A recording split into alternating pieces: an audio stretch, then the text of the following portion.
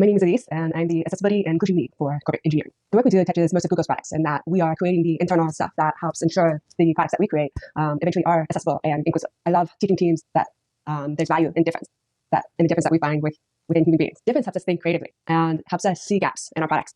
Often when we look into those gaps and the insights that we gain from looking at people who experience the world differently, we build better products that are more adaptable, that are longer lasting, and more innovative. When we talk about accessibility, we are talking about how to make a product accessible by people with different abilities. But when we talk about inclusive design, what we're doing is we're looking to difference, to their different experiences and their needs because of their different capabilities, and gathering these insights and applying it in a way that it will benefit everyone, whether they have a disability or not. If we go back in terms of how we used to do websites, they used to be very text heavy. They used to be more like a book. And people with disabilities for years had been advocating for larger text and less content, much more like smaller chunks of text. And when we started to design for accessibility, we created sites that were much more easily consumed. So accessibility is important to me personally because I have a hearing loss, a severe hearing loss. I began losing my hearing at 10, and it progressed over 5 years until it reached the profound range. So if you were to cover your mouth and say 100 words, and I guess that every single one, I might get one right. As someone with a hearing loss, I'm constantly struggling with situations where I need to communicate with others. I use assistive technology in a lot of different ways.